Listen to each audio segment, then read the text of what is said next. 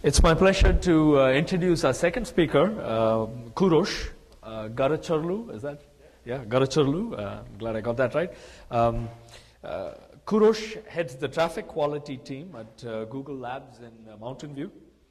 And prior to Google, Kurosh was actually a consulting engineer and a principal member of the technical staff at WRL. This is the Western Research Laboratory that was last run by Hewlett-Packard. And before that, it was Compaq, and even before that, it was DEC, digital, that is, before '98. At WRL, Kurosh was involved in research projects that involved highly integrated multiprocessor servers and also commercial database workload characterization. He's also a major contributor to the design and the specifications of the DEC Alpha processor and servers that many of you might have heard about. And even before digital, he was a contributor to the Stanford Dash and Flash multiprocessor projects, which I believe were also part of his doctoral work. He's also an educator by virtue of having taught several courses at Stanford University, so it's a real pleasure to have Kurosh at this audience. Thank you. I'll take just a few seconds to put in the mic.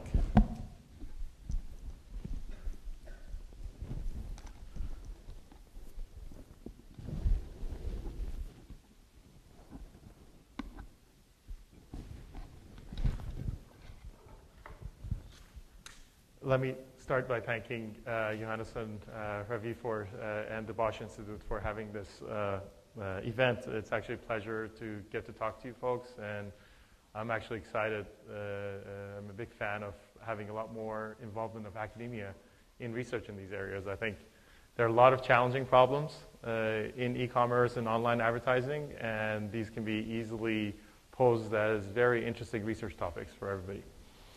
I've been at Google for almost 5 years. For the past 4 years, I've led a couple of efforts.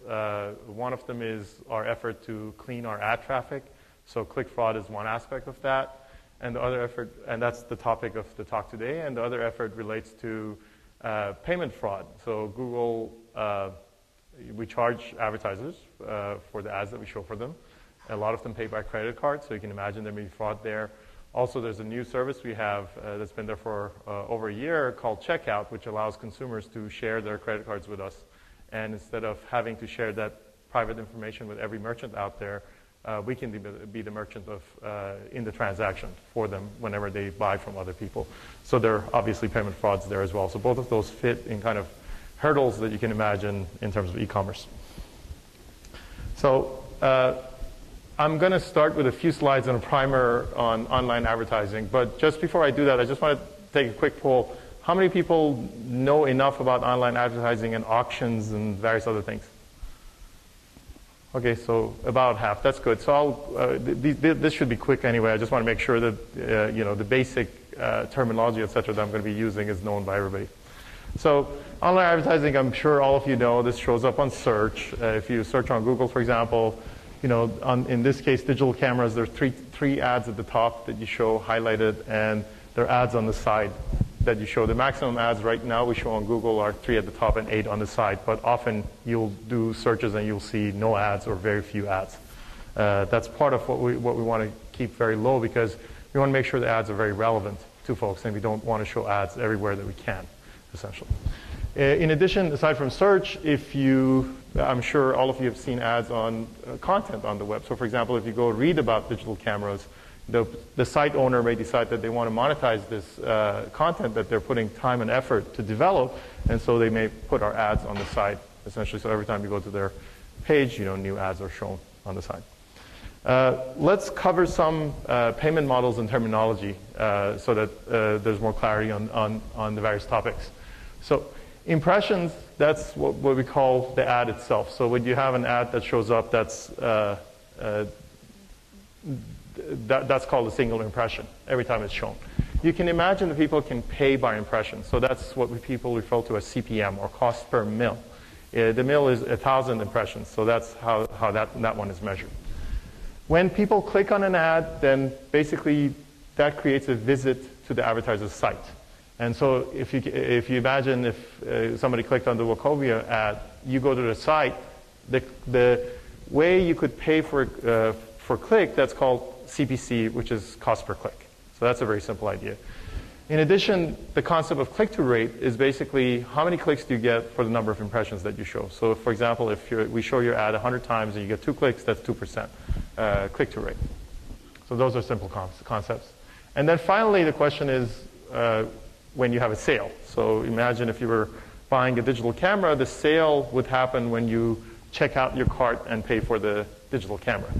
And this is sometimes referred to as conversions. And you could imagine that people could try to pay by sale or conversion, and that's called CPA.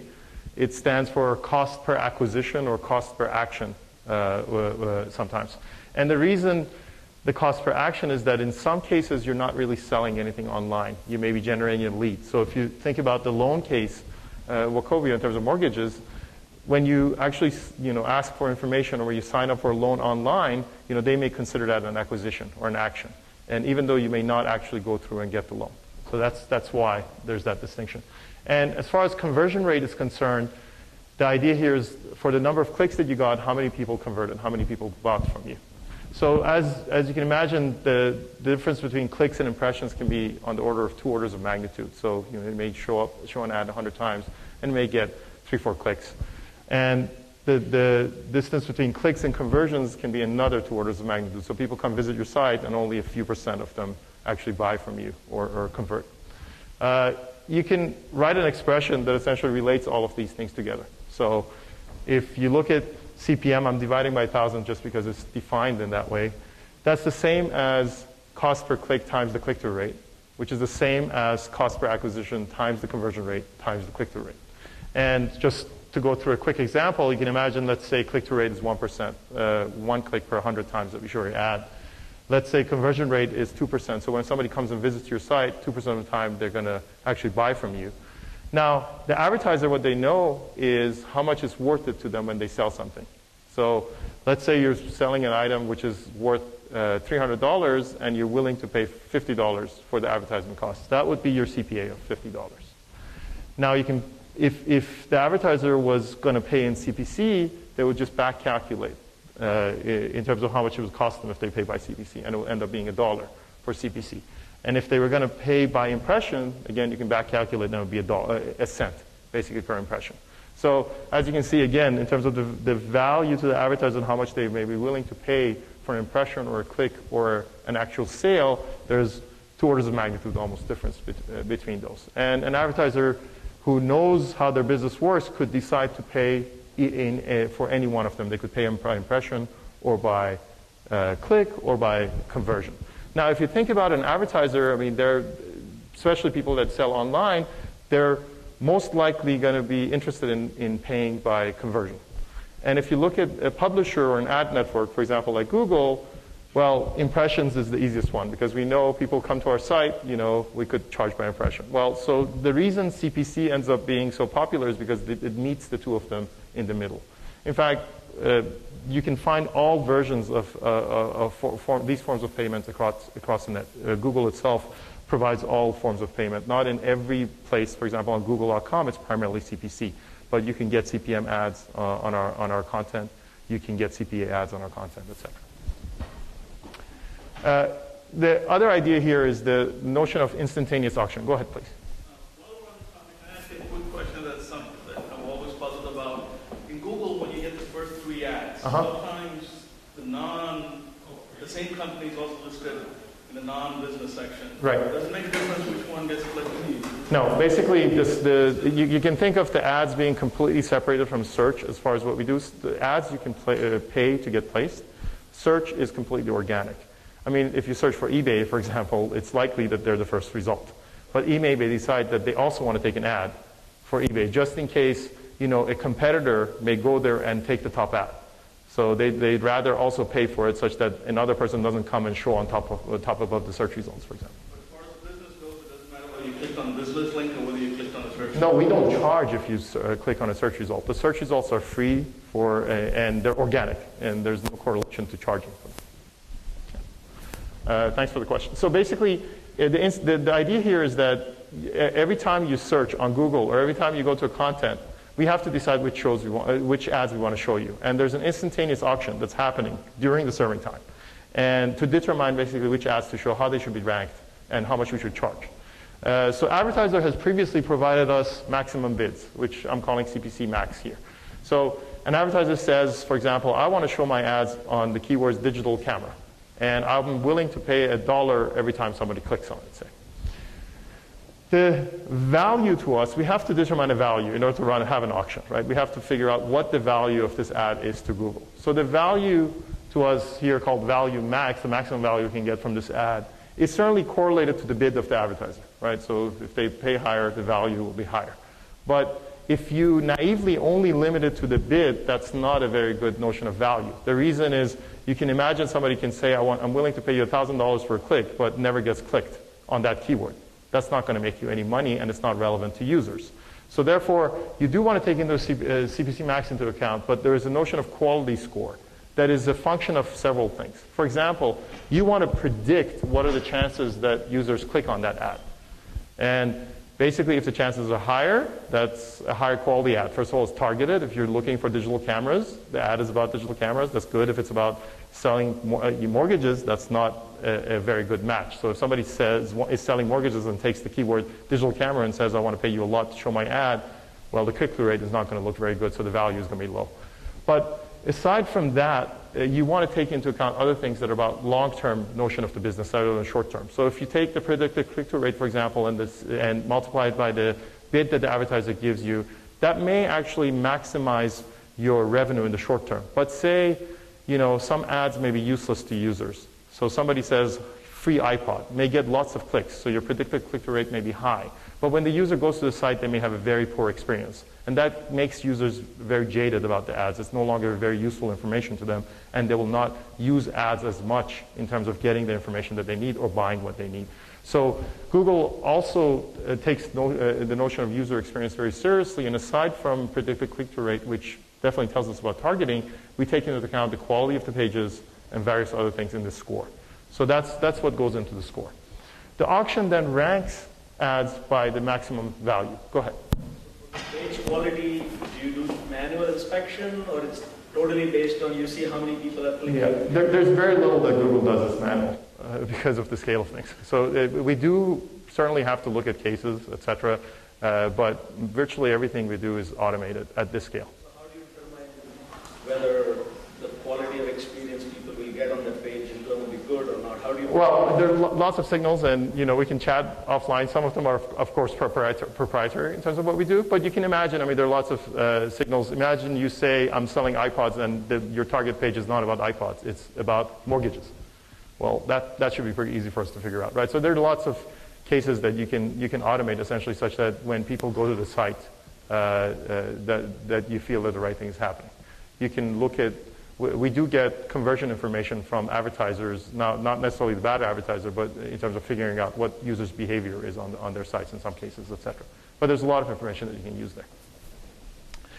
The auction so basically takes this maximum value and ranks all the ads according to this value. So you can imagine if we think that the quality score is the same, let's assume across all advertisers, then this boils down just based on their bid.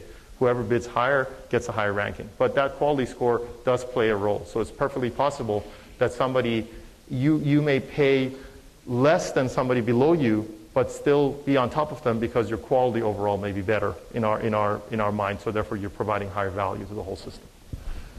And so that tells you how we rank ads. The importance of ranking ads is basically if you're higher, you would expect to get more clicks. People are more likely to click on the top ads, say, and even on the right-hand side, the higher position you have, the higher chance of getting a lot more visitors. And finally, the question for the auction is what should be the price that we charge the advertiser? So they've given us their max bid, but what is the price that we're actually going to charge them?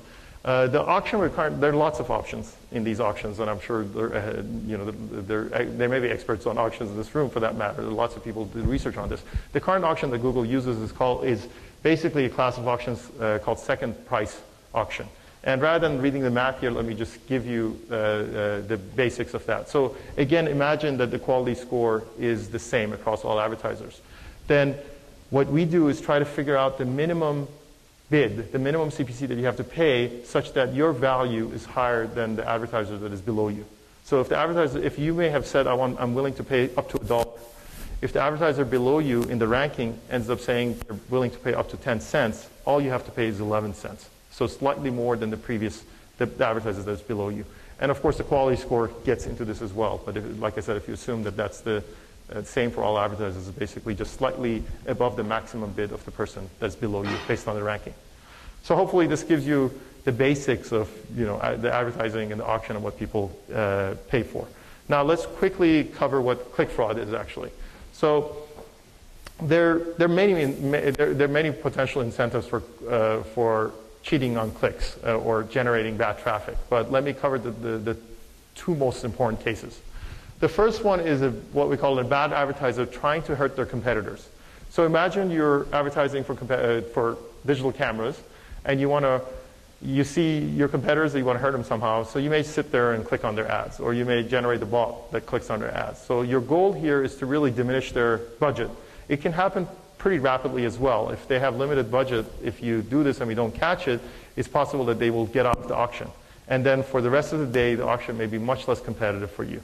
So in terms of the previous slide that I showed you, well, there's much lower bids under you, so therefore what you have to pay is less.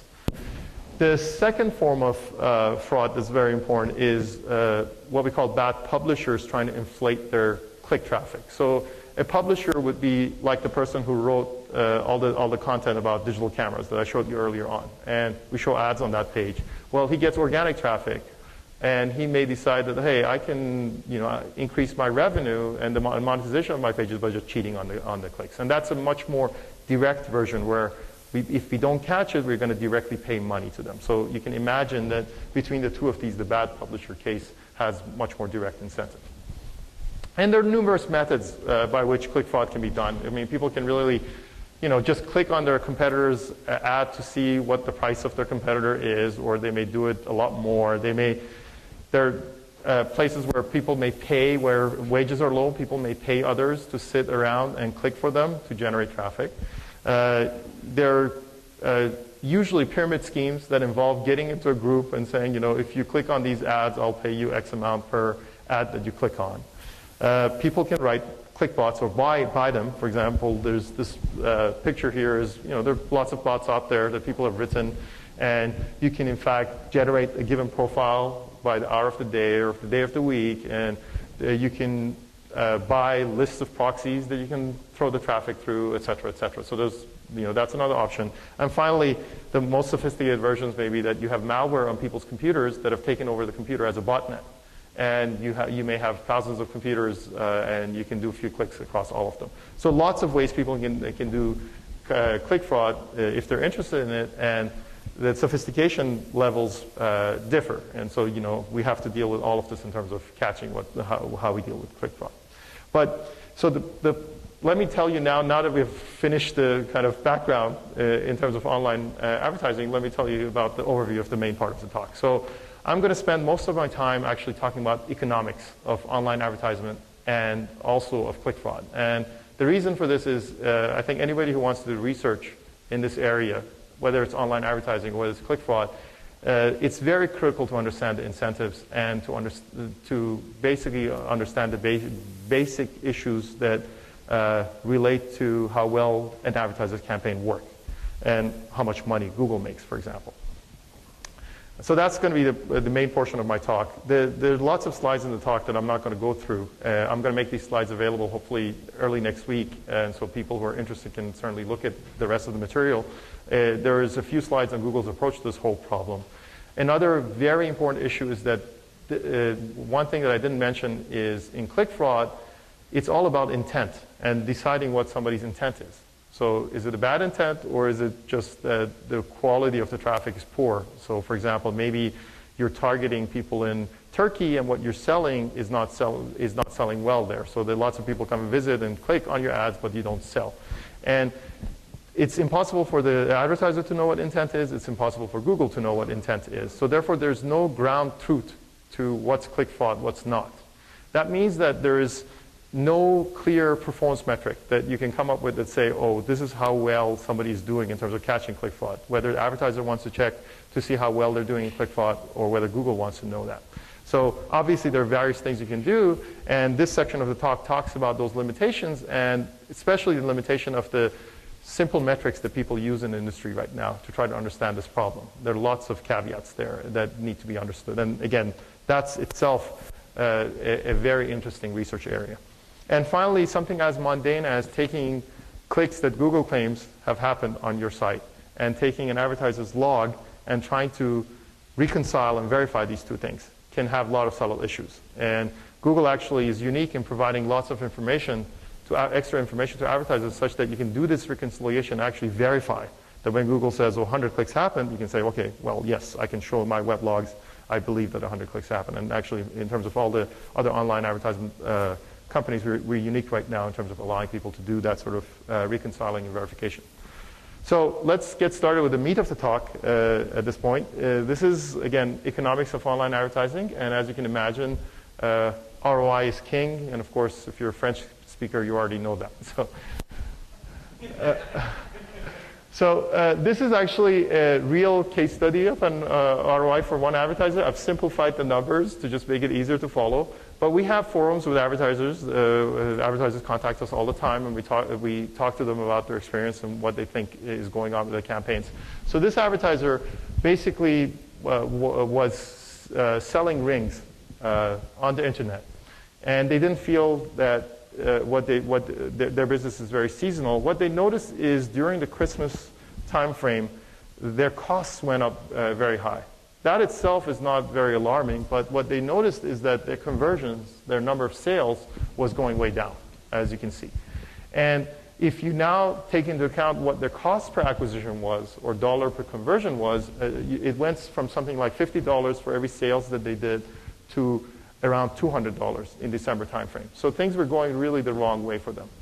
And the advertiser was absolutely convinced that the reason for this major dip in the ROI was click fraud. And in fact, they were more convinced because after a while, this thing seemed to disappear. And everything went back to normal. They were spending the same amount that they used to, getting a lot more conversions, and the dollar per conversion fell back down. The thing I want to do in this section is to actually give you a couple of frameworks such that you can use to understand what the dynamics are with respect to the economics of online advertisement and how click fraud and other aspects affect things. And the nice thing about the frameworks is that, like any other good framework, it's simple enough, but it yet allows you to think about the various dynamics such that you can easily figure out, well, what would happen if something shifts for the advertiser. So let's start with very basic stuff. We're going to look at the space for ROI, and I have a very specific definition of ROI because there's lots of definitions you can have for it. So on the x-axis, we're just showing the number of things that you sell, so the volume of sales that you have. And the y-axis, it's the amount of money you're spending on advertisement. So advertisement spend, if you're thinking about a CPC kind of advertisement, is number of clicks that you get times the bit that you're paying for those clicks. So that's very simple. And the notion of ROI that I'm going to use throughout this section is cost per acquisition. So that's basically your total spend on the advertisement divided by the number of units that you're selling. So if you look at this plot, the lower right-hand side is where you want to be. It's a low CPA. So you're paying very little for selling something. And the upper left corner is where you don't want to be, where it's very expensive to sell things. You can imagine an advertiser may see where they land. They say, okay, I'm, say, spending $100 and I'm getting 10 sales. And that will give you a point there. Now, if you draw a line through the origin, that's actually, the slope of that line is actually the average CPA for the advertiser for the number of sales that they have. So say advertiser moves, changes a few things in their campaign, and this point moves in this space to point 2. As you can see, the slope is lower, so they're actually happy. They say, well, my average cost per acquisition is actually getting lower, and I'm getting more sales. That's good. And, they do other changes, and the same thing. The slope goes a little bit higher, but it's still better than point 1. They're having more sales. They're happy. And suddenly, something shifts on them, and they're at a point where their sales are not as good as point 2 and 3, and certainly their average CPA is very high, and they may not be very happy where they are. So this seemingly erratic behavior in CPA ends up causing a lot of confusion to an advertiser in terms of knowing how they should bid, what's going on. Basically, so it becomes very important to understand the nature of ROI curves. And this slide will talk through that. So you can imagine, the question is, what do you expect the space to look like? As you want to increase your sales, how much spend should you have? So, one version is that, you have a flat line, essentially, and this one is showing a very shallow line, so it's actually very low cost per acquisition. So if you, for example, put ads on Google 5-6 years ago, things were not very competitive, and as you can imagine, if you're the only advertiser paying for it, well, you pay the minimum CPC required, and as there's more traffic, you pay more for it. That's a linear function. And even today, we have ads that are not very competitive. I put an ad for my own name so people who want to contact me know my email address. And certainly, I'm the only advertiser on my name. So it's very cheap. Again, my line in terms of my ROI curve really looks like that. As competition kicks in, though, these lines tend to become superlinear. So you essentially get, apologies about that. Oops. You essentially get diminishing returns. And this is very common in fact, not just Google, in any advertising platform that you try to use. And there are many reasons for this. Auction competition. We talked about the ranking being important to people, and the higher rank you have in terms of your ad, the more visitors you can get to your site. So people are bidding for this, as we described in the auction. And if you want to get more visitors, imagine you're paying 10 cents for a click, and you're getting 100 visitors. If you want to get 200 visitors, well, you may have to pay 20 cents for a click. Now, if you look at the cost, your cost actually went up quadratically in that. So that basically leads to the quadratic curves, the type of quadratic curves that I'm showing here. And there are other reasons for diminishing returns, even in other forms of advertisement. Imagine direct mail. And you can sort the households that you want to send your direct mail to, like in the form of catalogs. And you can say, well, these households have much higher likelihood of buying from me. And then as you try to extend the households, they're less and less likely they're going to buy from you. So again, lots of reasons why you get diminishing returns. So if you look at the previous advertiser, if they understood how this space works and they saw how their points fall into these curves, it may seem much less erratic. And there are reasons why these curves shift, and we're going to talk about that. Another thing that's very useful about the ROI curves is that it actually allows you to think through how an advertiser should choose how much they should spend. So again, we have one of these curves here with diminishing returns. The notion of maximum marginal CPA and having a threshold of that. So imagine you're selling something for $20. And given all your other costs, the amount of money that you're willing to pay for advertisement is a maximum of $10. So the last sale that you do, if you spend $10 on advertisement, you make nothing. If you pay $11, you're going to actually lose money on it. So that's your notion of maximum CPA that you're willing to pay. And so if you look at this curve, the question is, where do you land on this? Well, the advertiser basically can start from the bottom, and as you go up, the tangent to the curve is the marginal CPA that you're achieving. And you go up to a point where that marginal CPA is too high for you. So you reached $11, and every unit that you're selling, you're putting $1 on top of it and selling it to people. So you go back to a point where you've reached your $10 marginal limit. So now to notice, you've definitely maximized your profit. Obviously, you can increase your revenue if you go higher, but your profit decreases. And the reason you actually have a profit is, remember, the line through the origin is the average CPA, and the green line is the marginal CPA. So there's obviously the average CPA is a shallower slope. That essentially defines how much profit you're making. There are lots of reasons these curves shift on you. So one of the very simple things to think about is seasonal reasons. Christmas comes by. So when Christmas happens, you may pay the same amount for getting that visitor to your site, but that visitor may be much more likely to buy from you. So you can imagine you're spending the same amount of money, for example, but selling more things. And when the curves shift, the question is, now what's the optimal point for the advertiser? And it actually turns out that you can reason through it the same way. Again, they go up the curve until they reach their maximum marginal CPA. And it turns out, because the type of shift that I'm showing here, the slope is shallower at any spend that you look at, so they're actually, the optimal point for them is actually a higher spend, and they'll sell more. So this basically, a lot of people tell you, if there's better ROI, people spend more, and this is one way to kind of think through the whole problem. And you can use this framework to think not just for shifts on the same keyword, but for example, comparing two different keywords. One keyword may have a better ROI curve than the other. You should spend more on it. And in fact, if you didn't have to go to your maximum CPA, you will go up both the curves to the point where at any point in time, the marginal CPA that you're paying on each curve is the same until you reach your maximum CPA. And you can think about it as, at the search engine level, if one search engine gives you better ROI, you will spend more on that search engine than the other, or between different forms of advertisement, whether it's internet or direct mail. So this itself should tell you that Google and advertisers' incentives are very aligned. Our advertiser certainly wants better ROI curves, and Google certainly wants them to have better ROI curves, because if they do, they will simply spend more with us. Another thing that's nice about the framework is that it actually allows you to think through some of the dynamic natures of the auction that we talked about and what happens. So just for the sake of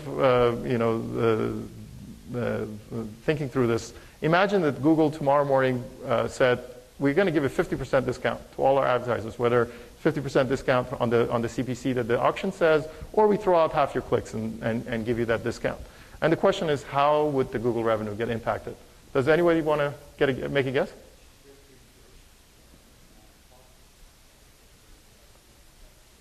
Right. So the answer was it should be just as inflation in the cost, because the intrinsic value really hasn't changed, and that's exactly right. So we can go through an example. Imagine that you were paying $1 per click and you were getting 100 clicks, right? If you didn't do anything, you could keep the same number of sales for less spend, obviously, because we're giving you a discount. So your CPC would go to half, and your spend will go to $50. But now you're on a new curve, right? And the optimal point for you, you would like to go to a higher CPC. So say you go to CPC of $2, and your spend is going to be $200. But the issue here is that it's not just you. We've done it for every advertiser, so it's a very symmetric case. If everybody starts bidding up, well, that's going to impact you as well. And actually, that's going to cause the curve to shift back. And basically, you're going to land right where you were. The only thing that's changed is really the CPC. It's $2 rather than $1, but you're spending the same amount because we're giving you a 50% discount and you're having the same sale. So in a sense, this is very, very market-driven. Google really cannot set the price, essentially, to some extent. It's really driven by the auction. Sorry. All right, we're talking about ROI, and I want to at least mention some of the caveats related to ROI. So it is certainly true that online ads are the most measurable form of advertisement out there. And your spending can really be tuned at very fine granularity. You're paying a few cents per click. You can try to measure that with pretty small lag in terms of how well that's working for you, especially if you're selling things directly online.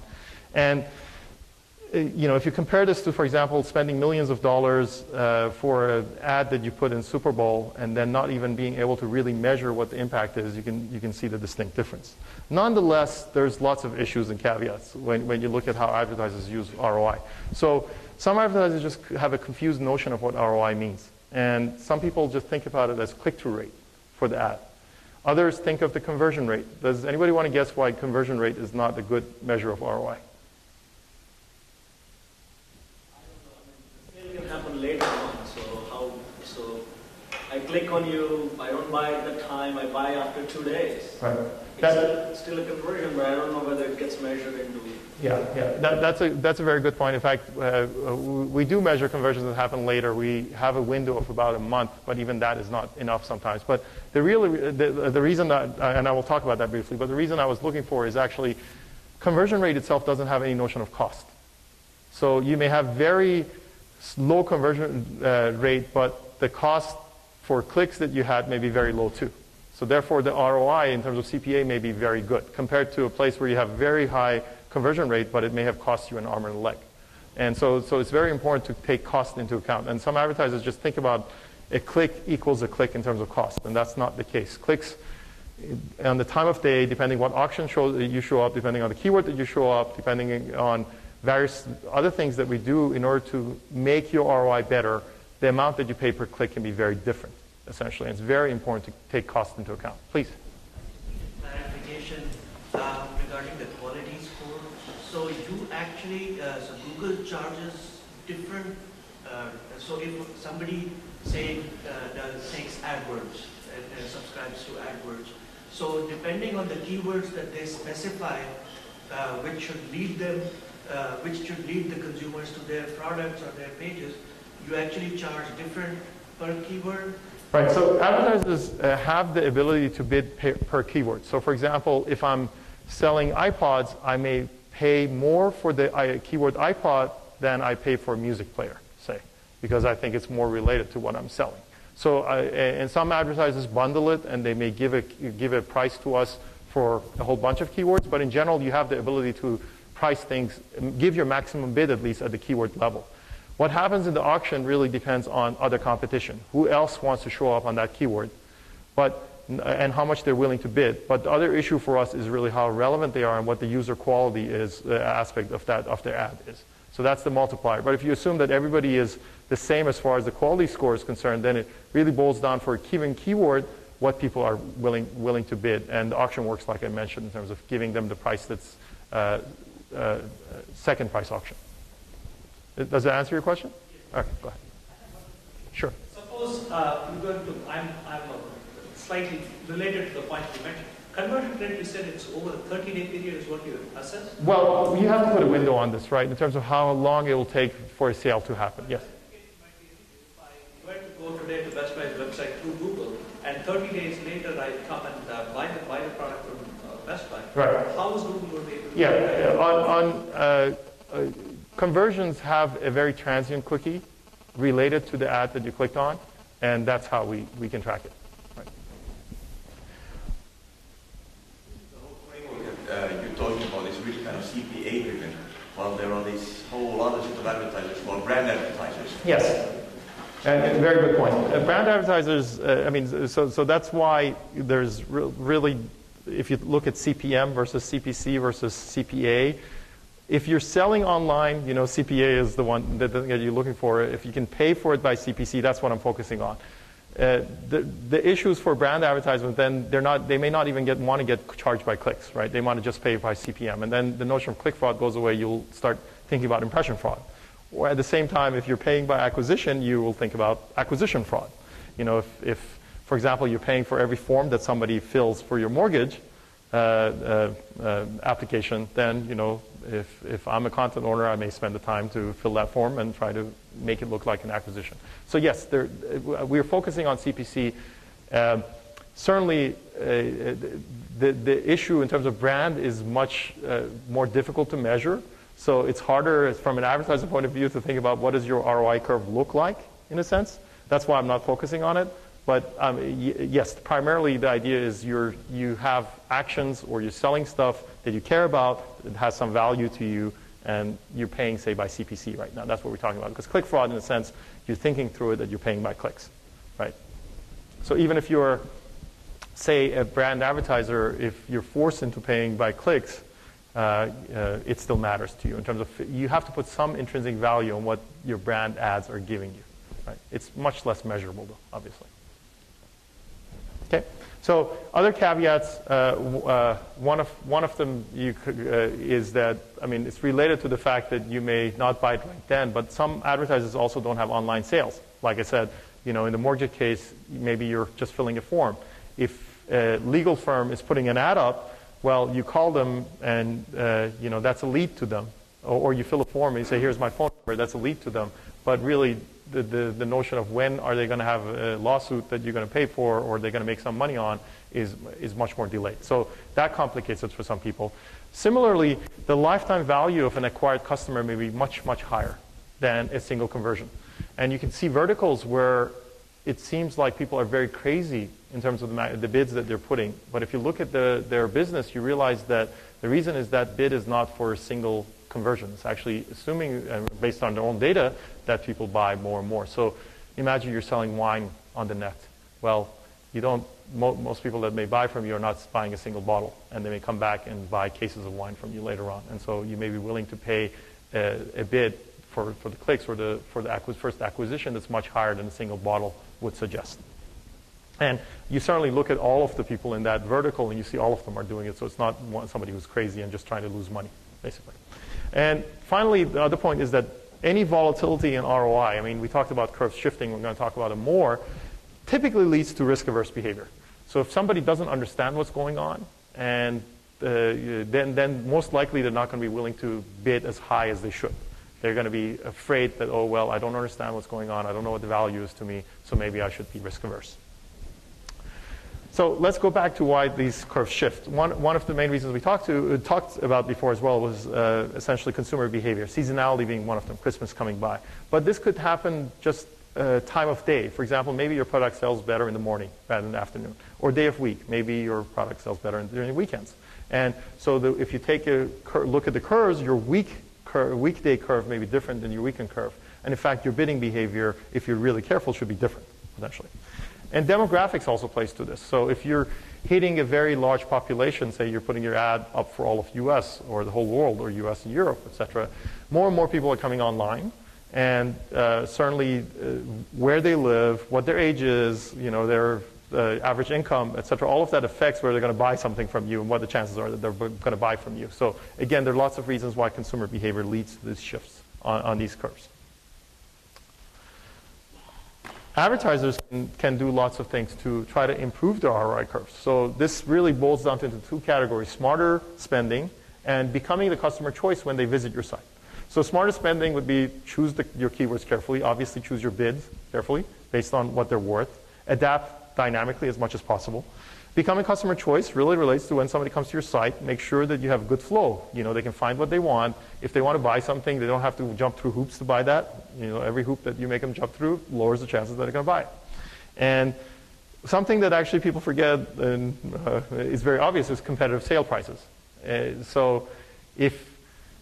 it's an interesting issue with respect to, obviously, if people are comparison shopping and competitors have much better prices, well, you paid for the click to get the person to your site for the visit, but they're not going to buy from you. So your ROI curve is going to look really bad.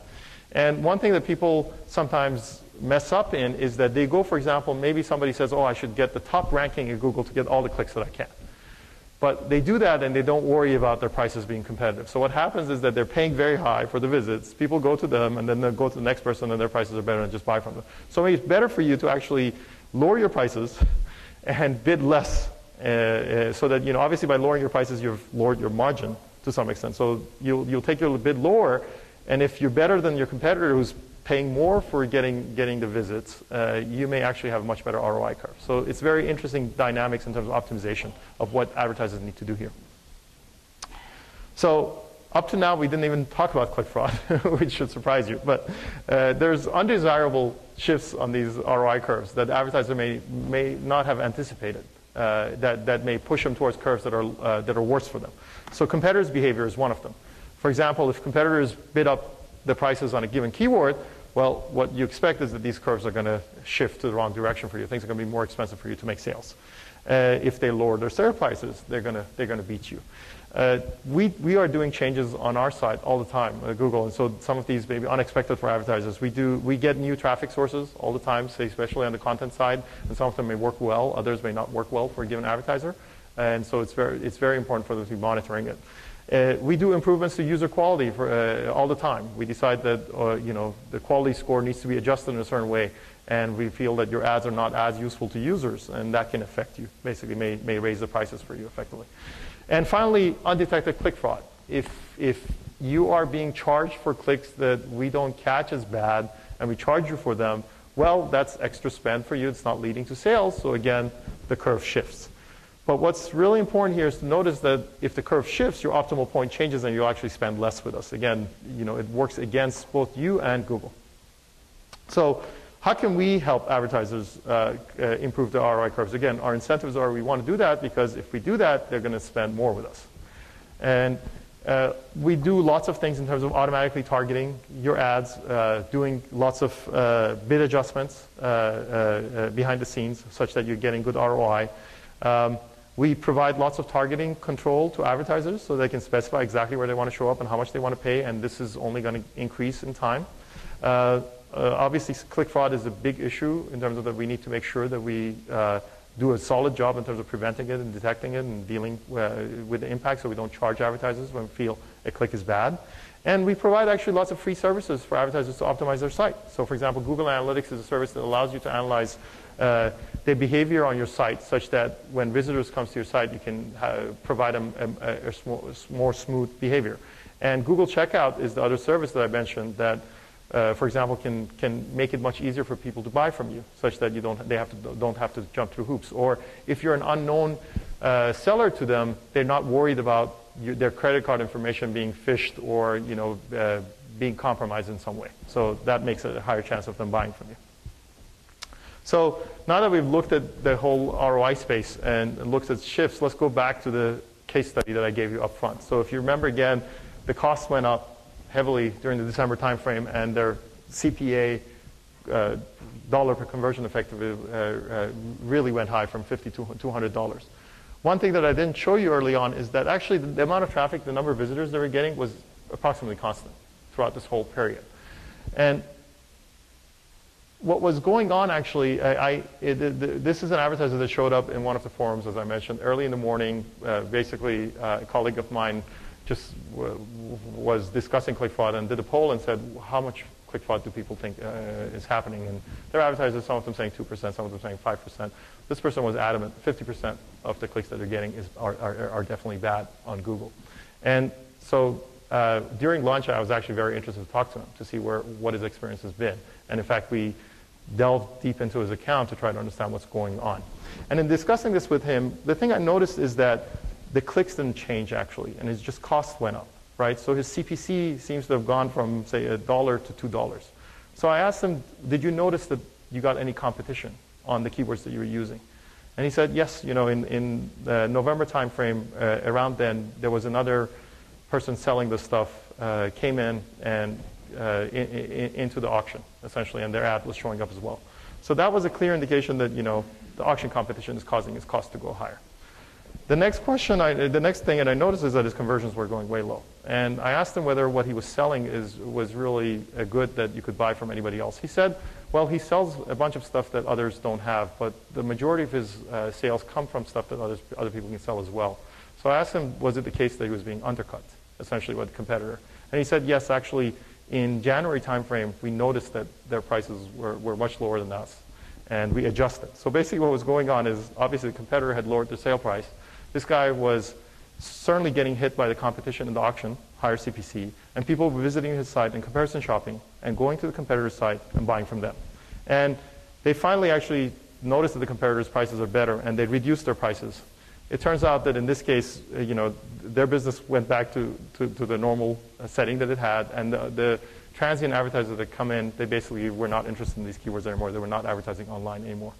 And what's interesting here is this advertiser, had we not spent the time, could have very likely kept thinking that this was really due to click fraud and used click fraud as a scapegoat. What this means is that the next time a competitor comes in, if you look at it, he was very delayed in his responses. The first thing they should have noticed is that, well, the competitor is beating their price, and therefore they should lower their price if they want to do well.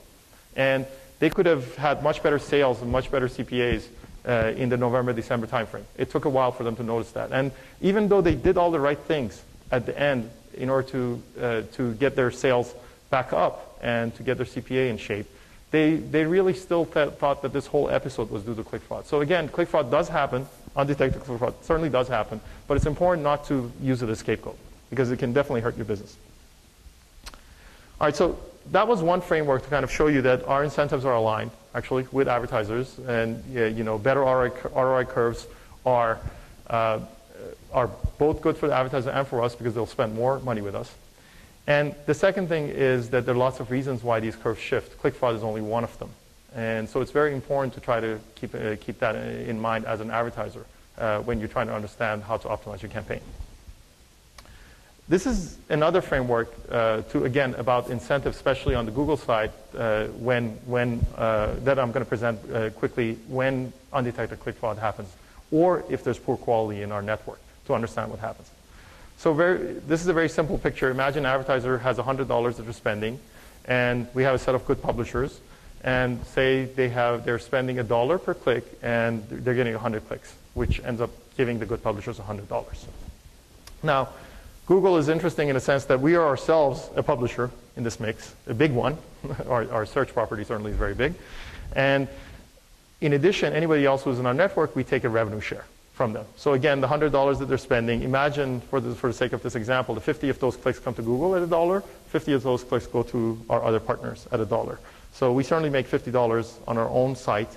And say for the sake of this example, we have a revenue share. We keep 25% of what is spent on the other parts. So another $12.5 comes back to us. So in this picture, Google makes $62, and the rest of the network makes $37 or so, adding to the $100 that the advertiser was spending.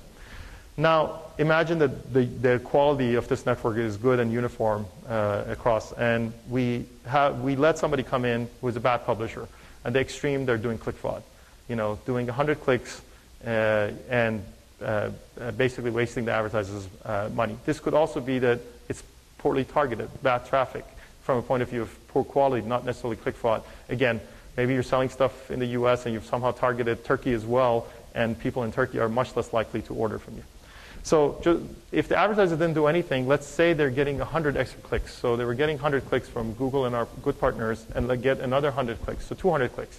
If they were spending $1 per click, now their spend went from $100 to $200 with no extra sales. So they certainly need to react, right? And the reaction on their side should be to cut their CPC in half in order to keep the ROI at the same level that it used to be before, or the CPA at the same level that it used to be before. So if you now look at this picture, what happens is, what you'll notice is that Google and the good partners make a lot less money. And the reason for this is the advertiser is setting a bundled CPC across the whole network of what the value is. And the value of the network has gone down overall per click. And even though Google and the good publishers are providing the same value of a click to them, they cannot get that from the advertiser. They're only getting paid 50 cents for the clicks, while before they were getting paid $1. And no matter, even though there is rev share from the bad publisher, et cetera, it does not add up to be enough for us for our revenue to really not get hurt. So this is not math magic in this case. What's really going on is very simple. You have an advertiser saying a CPC that's for the whole network, and the good parts of the network get hurt, and they're subsidizing the bad parts of the network. And we're really kind of paying out to the bad traffic. And again, the reasons for this could be there's click fraud that's undetected, or the traffic is not uniform quality. And actually, this is the best case scenario for Google. Does anybody want to point out why that's the case, given that CPCs have been cut in half? All right, so basically, one of the things that happens, again, remember there's auctions, right? And if this advertiser lowered the CPC on Google and the good publishers, well, they're not going to fare very well on the auctions that you used to participate in because other people haven't lowered their CPCs. And so they're actually not going to stay at the same level of traffic. We assume that if they were getting 50 clicks on Google with $1, they're going to remain at 50 clicks at 50 cents. So what's likely going to happen is actually the amount of traffic they get from the good publishers and Google is going to go lower as well, which means that things are going to even be worse from our profit point of view if we don't do the right thing as far as click fraud is concerned, or good quality traffic is concerned, because now we won't even get the 50 clicks at 50 cents. We may get, let's say, 25 clicks at 50 cents.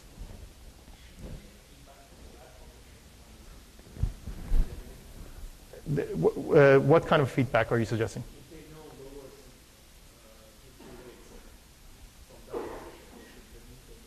Yeah, so the whole point that I'll talk about is the whole point of this exercise was that they're bundling their bid across the whole network or across a group in the network, right? As soon as you allow an advertiser, if they're capable of setting their CPC per traffic source, then things get much better. And that's the whole point of the next slide, actually. Go ahead.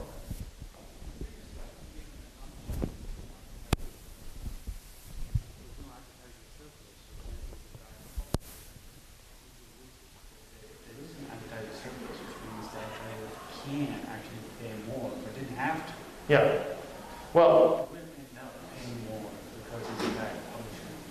yeah, basically the assumption here is that things are competitive, right? And a lot of our money comes from very competitive keywords.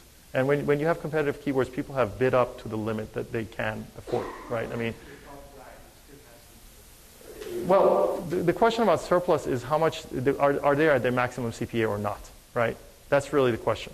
How far are they away from the maximum CPA in terms of how, where they are on the ROI curve, right? And it's no matter what you do, if they want to keep the ROI in the same shape, they will have to lower their spend if you give them poor quality.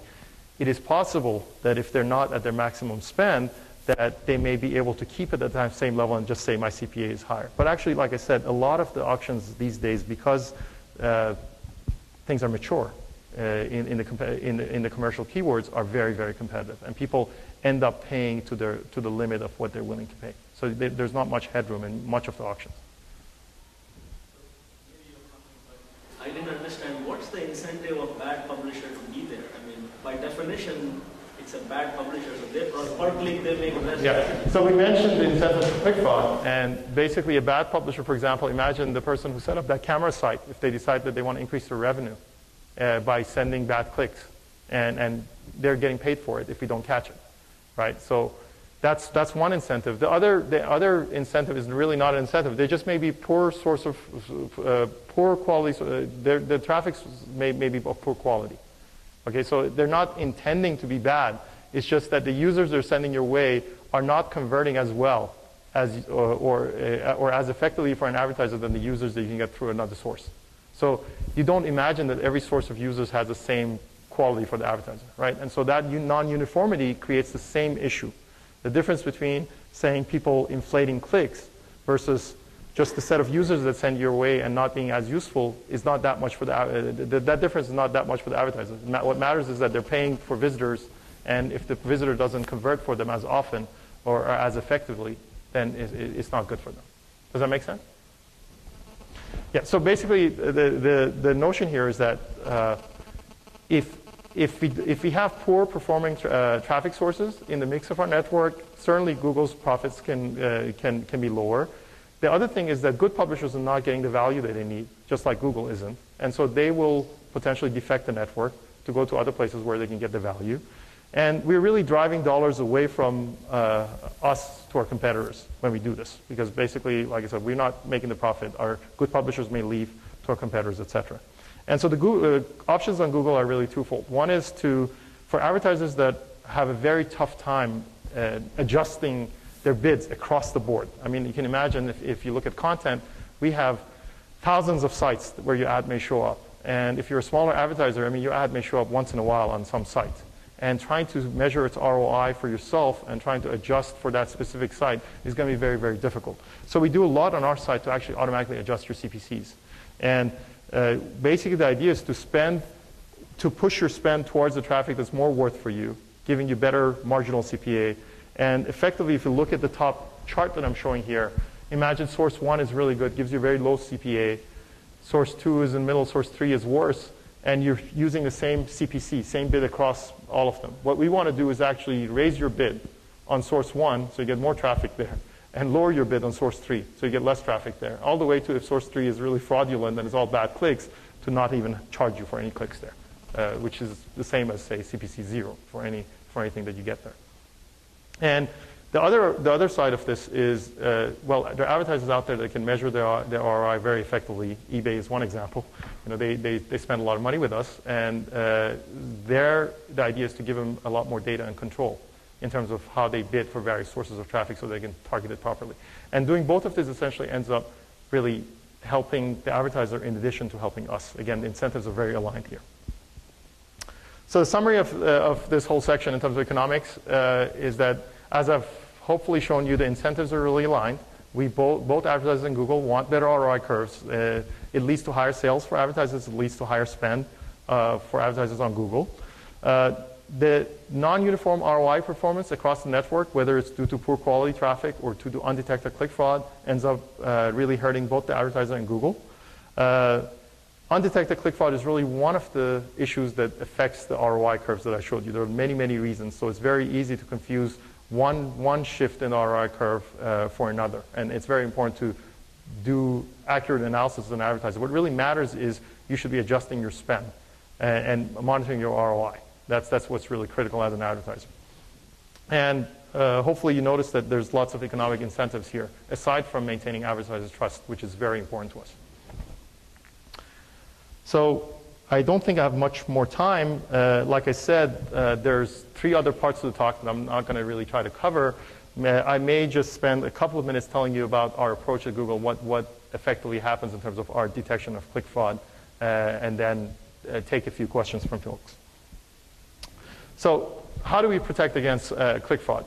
You can imagine that all the clicks that happen, and if you had an oracle and told you which were the clicks that were fraudulent, that would be the yellow circle. What we do, we try to set a wide net, such that with the hope that we can catch as much of the click fraud as possible. And so what we call the clicks that we don't charge advertisers, we call those invalid clicks. And the reason we don't call it click fraud is because basically in many cases it may be things that have nothing malicious about them. So for example, I'm sure you know users that click twice to open a link. And so the fact that they're clicking twice doesn't mean that they're trying to hurt the advertiser. It's not fraudulent. It's just that that second click is really not worth anything to the advertiser. And we could let advertisers adjust for that themselves in terms of lowering their CPCs for some percentage of clicks that happen that way, or we could just remove them. I mean, we end up removing them. So that's why you see that a whole bunch of things that we may not charge for are actually not malicious in intent. And there's certainly possible that there's undetected click fraud that we don't catch. And the hope is that by setting a very wide net, what we're trying to do here is to minimize that. Another issue, which is very important, is false positives. I mean, clearly by setting a very wide net, we can have lots of false positives. And the question is, what is the impact of that? One very important aspect is that the advertiser doesn't get hurt by it. We don't stop the visitor from going to the site. All of this is done in terms of billing, whether we charge the advertiser for the CPC. So even though I may consider a click as bad, it may very well convert for the advertiser. And in fact, our invalid clicks convert obviously not as well, hopefully, as the clicks that we charge advertisers for, but actually the conversion rate is can be significant on them because of the false positive. So it certainly doesn't hurt advertisers. And you can imagine that you may think, oh, why would Google be doing this? Because it may hurt their revenue. But as I've said, that this whole system is extremely dynamic. You can think of this along the lines of giving a discount to advertisers. And we went through an example of Google giving a 50% discount, say, and trying to understand what will happen. And advertisers will simply adjust for the intrinsic value. So yes, we can lose some money when we have false positives, especially in cases where the auction is not very competitive, so there's no reason for people to adjust. But in general, the understanding is that much of it will come back in people adjusting their bids. Go ahead. Is this really? Okay, yeah, the next slide actually covers that. So particularly, like, how much would you pay for a perfect or quick fraud? Well, so we're throwing out hundreds of millions of dollars worth of clicks per year. That tells you the magnitude. But I'll cover that in this slide, essentially. So if you take all the clicks, what our system actually does on a regular basis, if you measure how many clicks we don't charge advertisers for, it's around less than 10% of our revenue or clicks is getting thrown out, essentially. And this is all being done proactively in a sense that our majority of it is getting thrown out on the fly effectively by filters that decide whether a click is bad. And a smaller portion gets done offline. And offline meaning that you have more time to analyze, and a lot of that is automated. There are offline analysis that we do that ends up leading to manual cases that our ops team actually looks at and decides that some traffic the filters didn't catch, and the automated offline mechanism didn't catch, and they should catch on their own. But the less than 10% is all proactive. That means advertisers do not need to contact us for that to happen. Now, advertisers do contact us and say, well, I think click fraud has happened. And the majority of those really end up being confusions in terms of something else having happened. For example, they may have increased their bid, they may have increased their targeting, so their spend goes up, and they confuse that for click fraud. But there is a small portion that actually they understand what's going on, and in fact they catch cases where filters didn't catch. So reactively, in terms of all the advertisers that contact us and we look at their cases, it ends up that it's less than 0.02% of our revenue or clicks that we have to pay reactively to them back. So it's a very small portion. Now, not every advertiser contacts us. and sends us information to tell us something bad has happened. So certainly, I'm not claiming that the undetected click fraud rate is 0.02%. But this gives you an indication of how much proactive work Google does before any advertiser contacts us versus what happens when advertisers contact us. Yeah, so basically, if you look at our revenue, for example, for last year, it was on the order of $10 billion. That was after the cleaning. So you can easily see that, if the amount of revenue we're throwing out in order to get rid of the bad clicks is significant. All right, at this point, I'm going to stop. And thanks for your time, and I'm going to take questions. Thank you. Go ahead, please. I was wondering what role you think social networking sites like Facebook and MySpace have to do with online marketing? Yeah, I think there's, the question is what role do social networks like MySpace, et cetera, have on online advertisement? Is that right? Yeah. So basically, I think there's lots of interesting things, and there are various companies that are looking at, including Google, that are looking at the possibilities.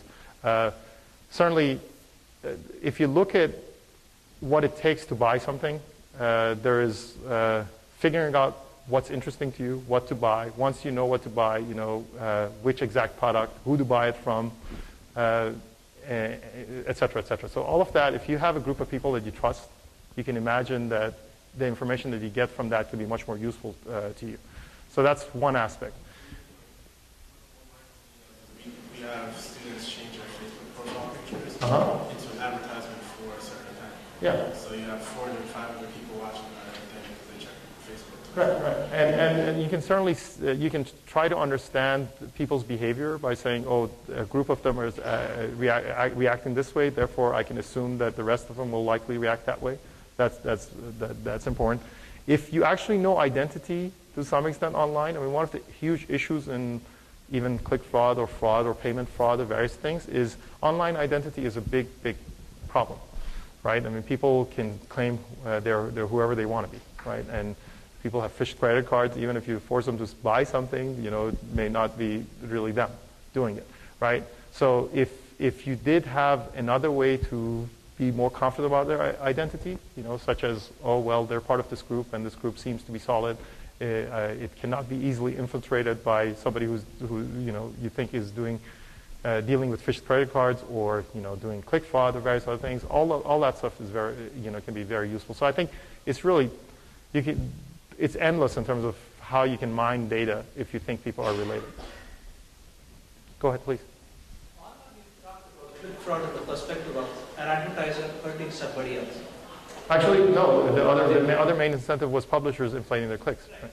There is another incentive for an advertiser to click on his own advertisement, yes, so that he improves his ranking without incurring the yes, higher payment. Yes. Any thoughts on that? Absolutely. Right. So the question is that we've been talking about other advertisers getting hurt when click fraud happens, and we haven't been really talking about somebody, for example, clicking on their own ads to try to get their click-through rate, predicted click-through rate to be higher, which will give them a higher quality score, for example, in our auction. Basically, we do a lot, aside from cleaning traffic for revenue purposes, to clean traffic for click-through rate purposes. And that involves not only clicks that you do on your own ads, but as you can imagine, Google gets scraped all the time. And it's not necessarily that people are doing it to hurt other people's CTR. You know, if you send 1 million queries to Google for digital camera, and we don't detect it as being something that we don't want to take into account for click-through rate prediction, then we can really mess up things. Our whole targeting would get messed up. So there's a whole lot we do actually in terms of also cleaning traffic for click-through rate in order such that the predictions that we have are accurate.